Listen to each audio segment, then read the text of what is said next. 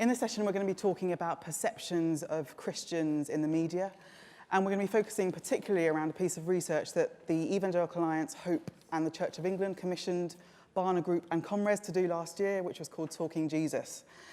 And in that research, we found that 57% of people in the UK identify as Christian, despite only 10% being practicing, that is people going to church, reading the Bible and praying regularly. 40% of people in the UK do not realise that Jesus was a real person who actually lived. People also describe the Christians that they know as spiritual, loving and peaceful, rather than the negative perceptions that people might have, particularly in the media. So people, when they know Christians, like them. So these are just a couple of the findings in a really detailed bit of research. But with me to discuss the findings, I have Andrew Brown, who's a lead writer at The Guardian and has written about religion for many, many years, and is also the co-author of That Was the Church That Was, How the Church of England Lost the English People, that he's written with Linda Woodhead. And we've got Dr. Rachel Jordan-Wolfe, who is National Mission and Evangelism Advisor to the Church of England, Professor Robert Beckford, who teaches at Canterbury Christ Church University and has also presented more than 20 documentaries, including The Battle for Christianity that some of you may have seen on the BBC a few months ago. And then at the end, we've got Manoj Raithatha, who leads the South Asian Forum, which is a group that brings together the 85,000 or so Southeast Asian Christians in the UK. So please give them a warm round of applause. Because this is such a short session, we're going to have one question each to the panel, and then I will maybe open it up at that point. So first, Rachel, does evangelism actually work in a society that is apathetic to God and religion? Lots of assumptions in that society is apathetic to God and religion. The reason we did our study was to look particularly at the place where, if you like, where does evangelism take place? And it tends to take place, we discovered, between friends. So most people come to faith because they know somebody who is a Christian, and they watch that person's life, and they read, if you like, the book of that person. And so what they feel necessarily about, for example, the Church of England, that's really not what makes people's decisions when it comes to them deciding to follow Jesus Christ. What helps people decide to follow Jesus Christ is what they know about the person who they know well, who's a Christian. And that's when we discovered that 67% of the population know a Christian really well, an active Christian. And actually, that what they found is that we're friendly, caring, and good-humoured. I'm liking that. And so that actually is what we discovered, was that with the person that you know is friendly, caring, good-humoured, who's a Christian, that's the, if you like, that's the book that you read. And that's the interface at which most people come to faith.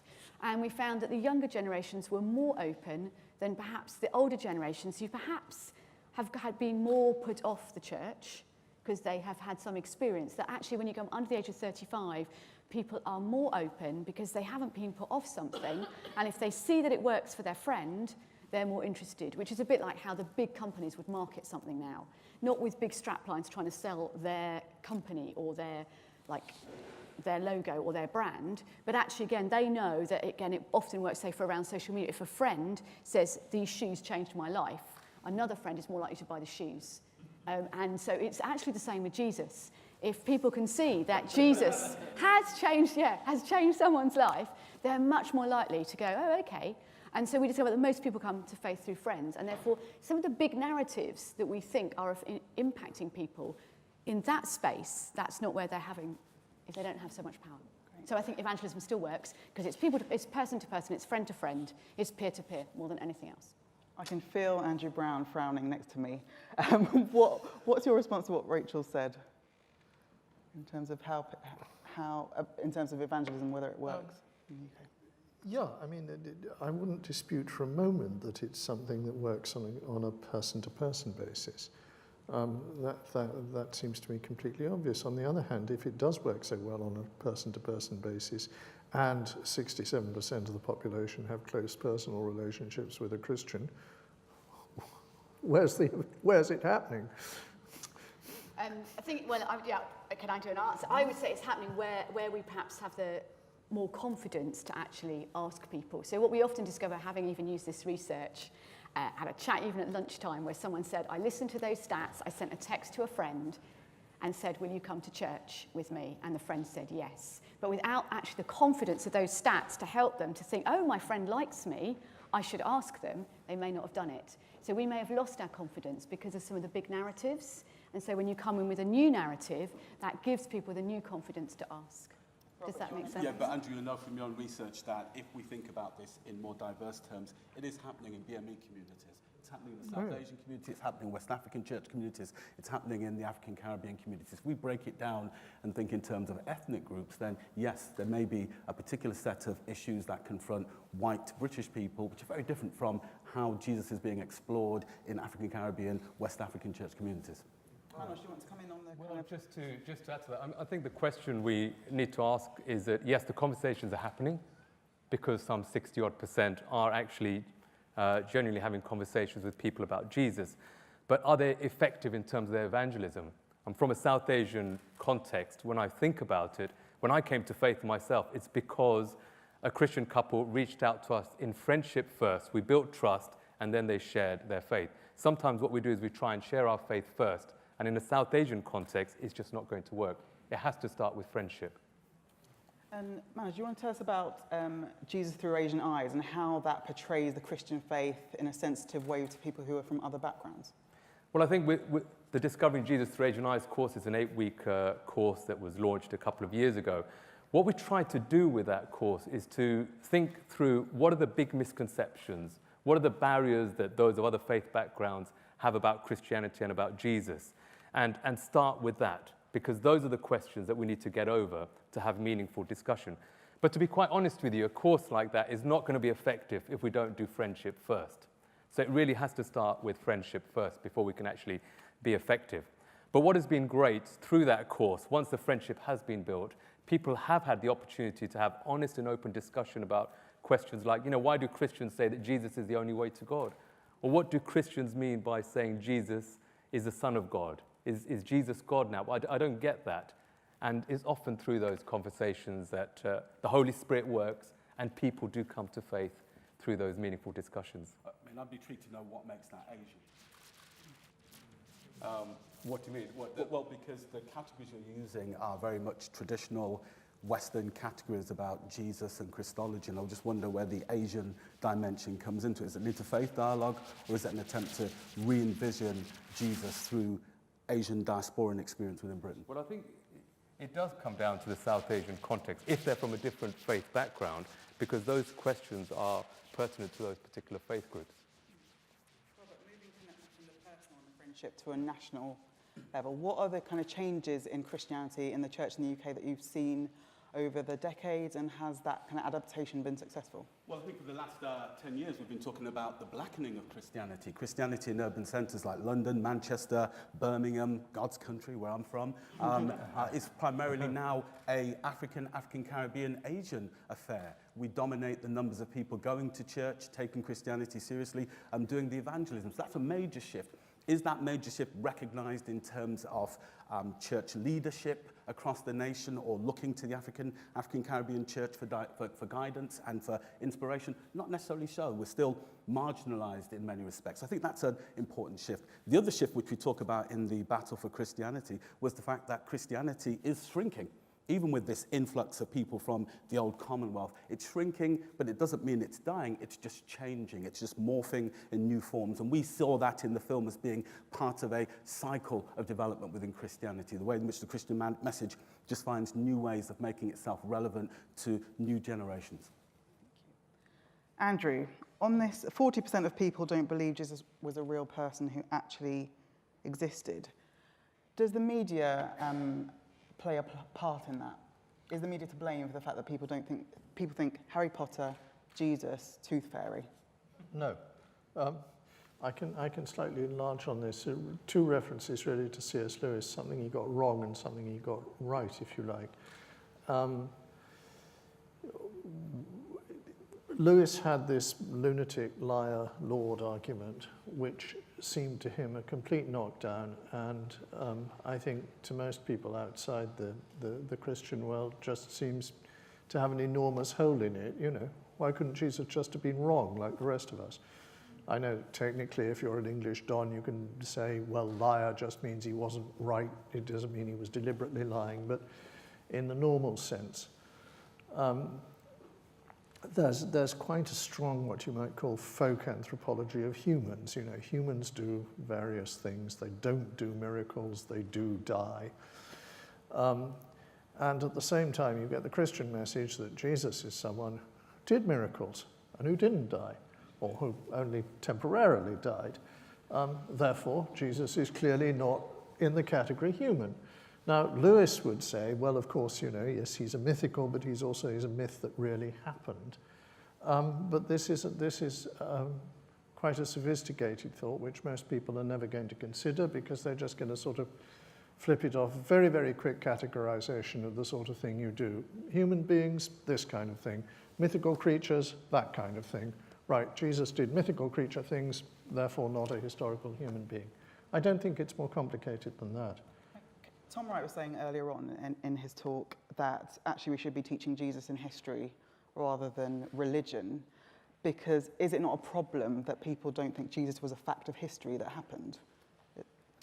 Well, I honestly don't know. I mean, as I say, if your definition of historical facts excludes miracles, resurrections, and stuff like that, then you have either Jesus was a human being who happened to be wrong or misinterpreted, or Jesus was not a human being, not a historical figure in that sense. Well, I think there's a really important point that's being generated here, which is that different communities approach Jesus differently. You know, so whether Jesus is historical or not isn't necessarily the way in which many people access the Jesus story. The Jesus story in the African-American tradition is one of a figure who's a liberator. So what they access is this narrative of somebody who takes people out of bondage into liberation. And that liberation isn't just spiritual, it's socio-political. So they access the story as a living story, which kind of defies the traditional categories of being, that we're talking about, whether it's true or not. It's what it means to them and what it has enabled them to do as a people. So I think we need to be aware of that. There's more than one Jesus out there. People, you know, when we teach theology to our undergraduate students, we talk about the colonial Jesus, which is what English Christianity spread around the world. And that colonial Jesus is one that many black and brown people over the last 300 years have attempted to overturn. So there's a conflict over who Jesus is, and that conflict doesn't necessarily raise questions about authenticity. Did he live? It's about the meaning. I'm going to open it up to questions shortly, but Rachel, what does the church need to do differently in order to either re-educate people about Jesus or in terms of evangelism and bringing people to the Christian faith? What needs to happen differently? I think a lot of us are doing a lot of things that are really good. I think you've probably heard of Thy Kingdom Come. We think prayer is really key and essential. If we began to really pray for our friends who aren't Christians, somehow often we end up being the answers to our own prayers.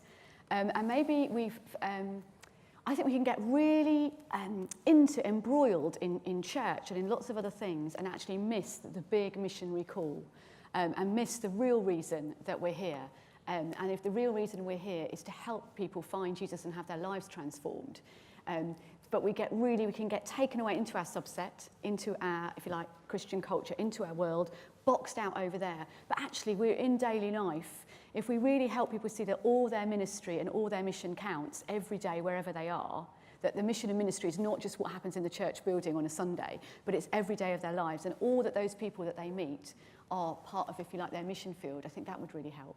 And so it is empowering every Christian to feel that they have what it takes to lead their friend to faith. Does that make sense? So if we empowered every Christian to feel that they could bring their friend to faith, that would be hugely transformative. It's not the job of the church leader. It's not the job of the specialist. It's for all of us in our everyday life. I think that would be the big transformation when it comes to mission evangelism. Just to say, I think we're working with a very narrow understanding of what salvation is. You know, salvation in the Judeo-Christian tradition is not only individual, it's social, it's communal. So for me, salvation isn't just about winning a friend, it's about social justice in the world. It's about political change. It's about justice for refugees. It's for justice for black men and women who have died in police custody. That's salvation, challenging structural evil as well as the evil that resides within the heart of human beings. So a narrow conception of salvation means we can only reach out to one or two people. The social justice model, which was adopted by many people in the Southern Hemisphere as part of civil rights struggles or anti-colonial struggles, means that salvation takes on much grander, much broader proportions and is therefore much more committed to transforming the nation, not just individuals.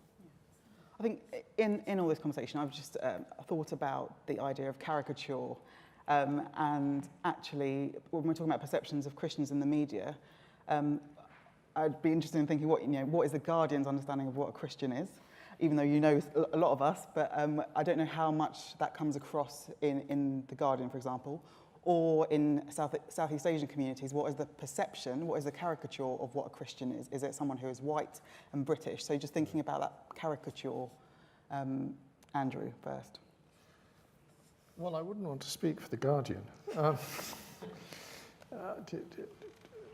Because, I'm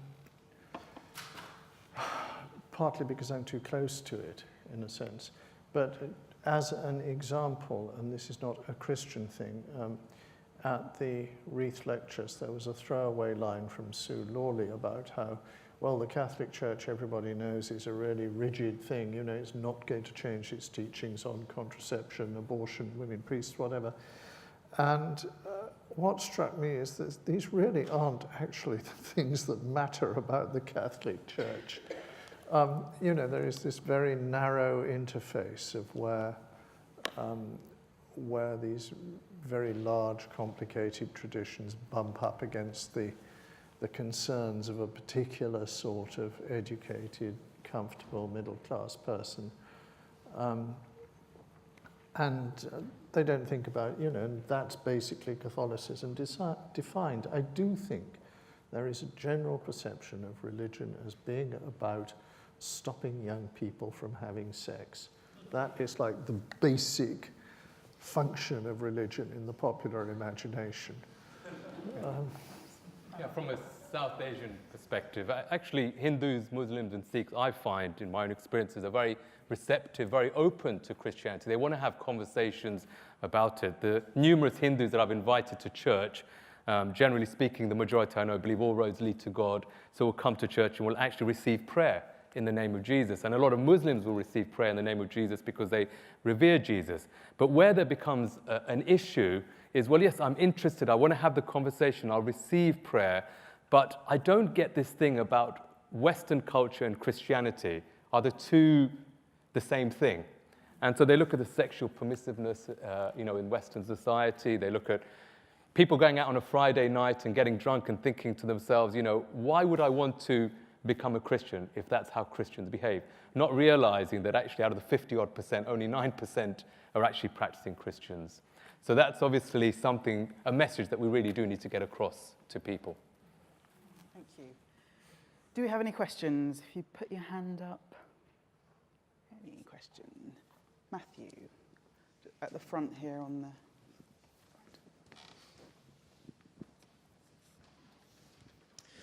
It's Matthew Van Dyvenbo, Bible Society.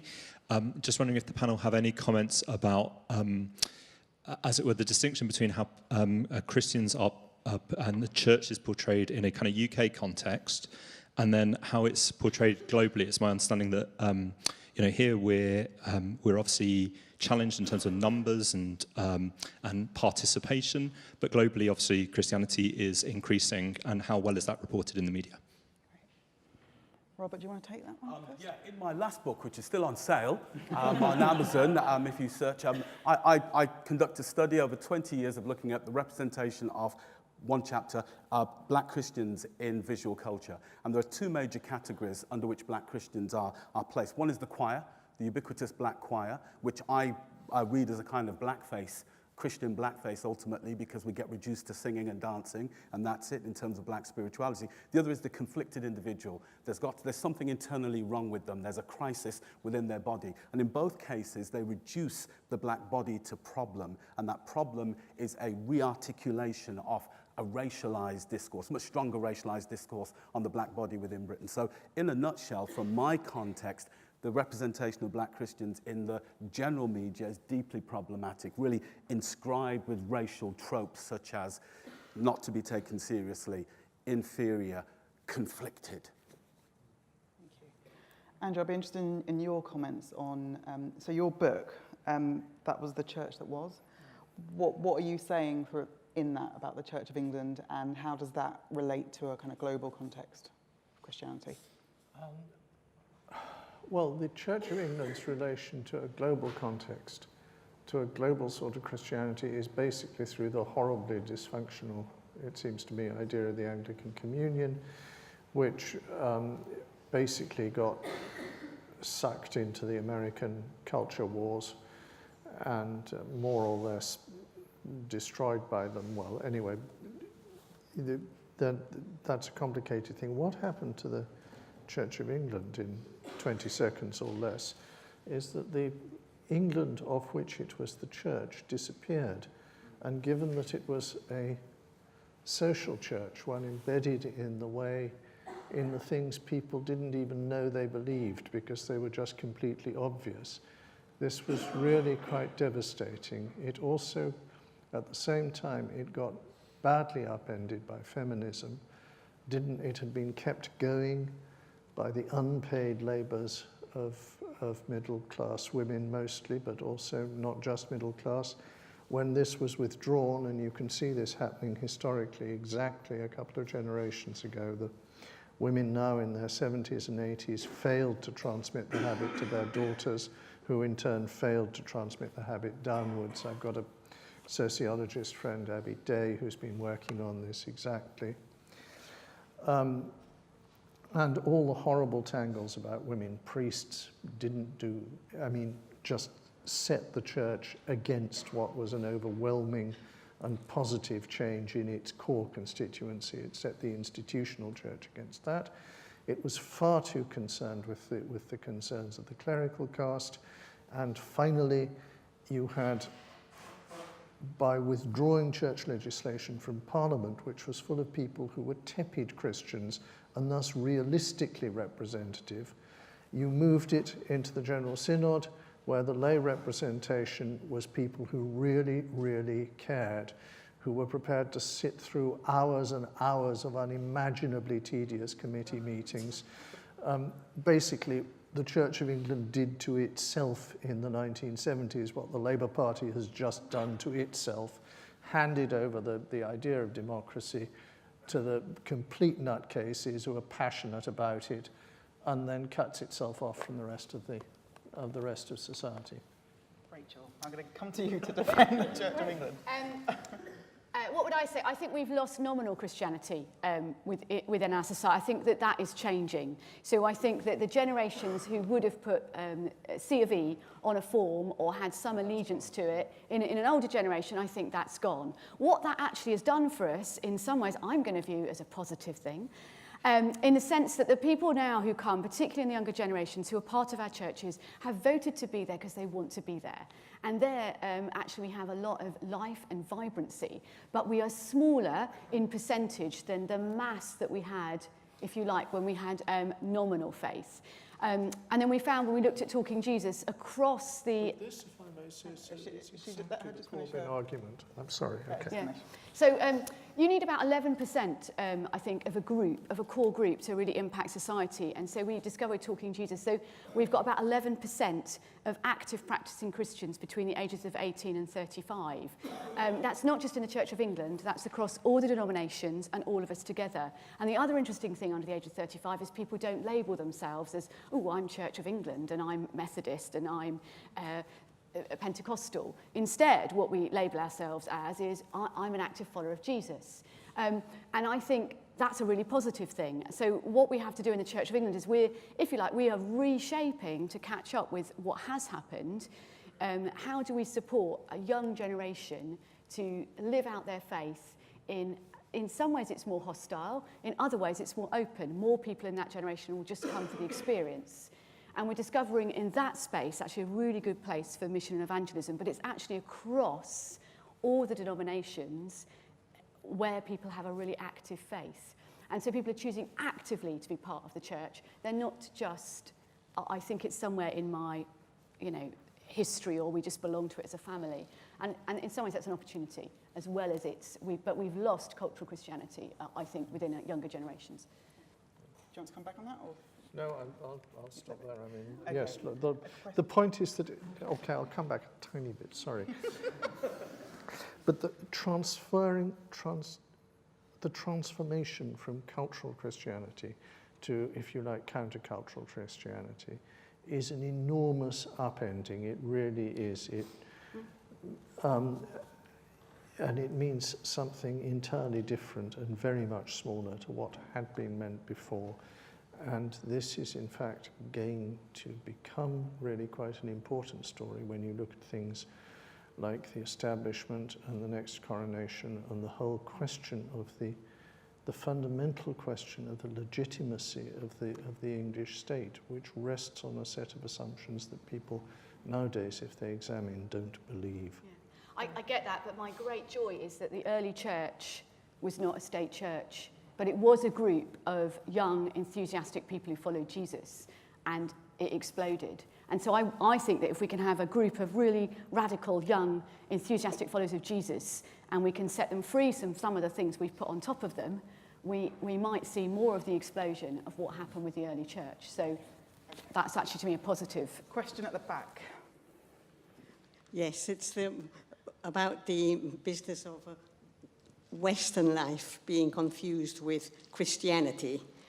What role has the media have in this, in exploding this myth that Western values and Christian values are actually the same? Well, we don't get an opportunity to do it, really and truly, because it's so contentious. To look at the way in which Christianity was complicit with racial terror, nobody wants to make a program on that. Nobody wants to make a program or take seriously the way in which the categories of thought were inscribed with white supremacy, white skin color privilege. If you look at the Enlightenment project and the way in which Kant made Jesus white, ultimately, and how that impacted on successive generations of European scholarship in theology, that it's not palatable. We're probably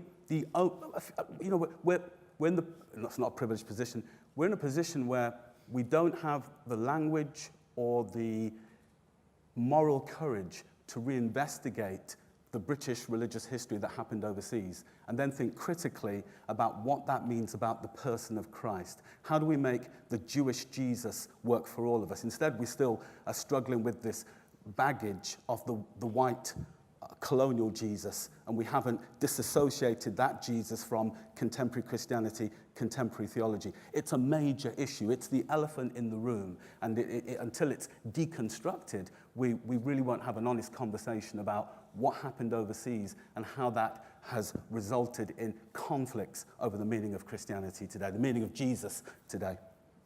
The Americans have done it. You know, they're on the way to do it. American Christian theology has worked its way through that difficult process. It hasn't arrived at its end goal, but they've done that work. British theologians write more books on being nice to animals than investigating its racial history. 500-year history with racial oppression. Now, don't get me wrong. I've got nothing wrong with animals making it to heaven. I've got 2 dagoos. Some quails in the back garden. I'd like to see them on the other side.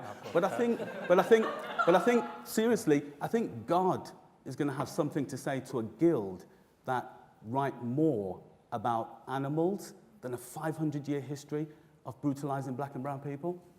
Great. Manoj, is there anything you want to add on that? Well, just to say that when I think about my own experiences and when I came to faith, up until that point of coming to faith, I had a very negative view of Christianity. And I've often wondered, where did that negative view come from? And I think it came from the media. It's, I'm sorry to have to say that, but I think that there's so much the media can talk about in terms of the Christian faith in this country. But sometimes the things that make the headlines are the not so positive things. It's the division, it's the splits, it's the arguments that are taking place. I'd like to see the positive stories communicated more, because if you take the church away, there's going to be a gaping hole that the government is going to need to fill. How are the communities, how the towns, how the cities going to function? Think about the homeless, for example. think about the food banks, etc. So we really do need to address how the media engages with the Christian faith. I think we probably only have time for one more question, so I'm going to go over to this side because I haven't been there yet. Thomas? Thank you very much. It's fascinating listening to you all. I'm an anomaly in that I'm under 30 and white and probably Pentecostal in much of my theology, so I like irritating labels because they make me feel safe. But one of the things I find fascinating as one of those people is the way that charismatics and Pentecostals are portrayed in the media. And I suppose this is really targeted at Andrew and Robert. I'd love to hear some thoughts about why you think that is the way they are, the way it is in the media, and whether there's a responsibility to do it more accurately or to challenge the way that particular brands of Christianity, if we want to call it that, are portrayed. Yeah, I work for the Evangelical Alliance, obviously, so I'm interested in this question as well. Andrew, Well, for a start, we're interested in what's weird and strange. I used to tell people, remember, you're writing for somebody who is standing on the central line on their way into work with one hand on the thing, and they're being jostled, and what you write has to hold their attention. So what is weird about charismatic Christianity? Well, it doesn't make sense first. There's a whole litany of stuff. I mean, about, there's a whole bucket of weird stories. There's the Toronto blessing. Look at these people making animal noises. Look at these people going in for exorcisms. Look at these clearly fake claims for healing. These are the things that are striking about charismatic Christianity from the outside.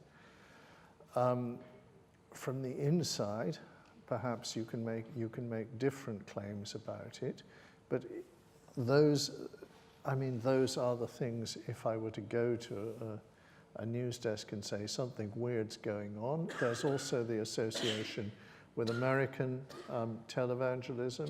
It's clearly fraudulent. Now I can produce a fairly sophisticated defense of why actually giving 50 quid to a preacher at the end of an evening of singing and dancing in church does you less harm than handing over 50 quid in a nightclub for an evening of singing and dancing. But this doesn't fit into the grid of news stories. And that is, I would say, why people are deeply suspicious of charismatic or Pentecostal Christianity. I think we need to do a more sophisticated analysis of these particular traditions, and that's what's lacking. We get a simplistic analysis that reduces it to either kind of crazy stuff happening or happy, clappy people. So a more sophisticated analysis would mean we do what Andrew Smith calls thinking in tongues, showing that there's a sophisticated philosophical, cultural tradition that lies behind the Pentecostal charismatic movement. And in addition to that, looking at the ways in which these movements have empowered people, particularly on the margins of society. Great deal of work done in looking at Pentecostal charismatic movements from poor groups in North America, across Europe. And added to that, James Walton's book, which is a study of charismatic televangelists in North America, recognizes, reveals that there are complex reasons why people engage with televangelists. And most people read through the hype. They know it's not going to happen, but they watch it for a variety of reasons. And it isn't just because they want to give money to these people. Some see it as entertainment. Some see it as providing some kind of context to their lives and dialogue for thinking about their faith. So a more sophisticated analysis, I think, is what's needed. And the problem is, in an age where we like to dumb things down, particularly in terms of visual media, a little bit in terms of radio, it's very difficult to find the spaces for a more complex, detailed historical analysis. And that maybe is the challenge for the media, is more serious investigative work on religious traditions that surround us. Yeah. I'm going to give the final word to Rachel Jordan.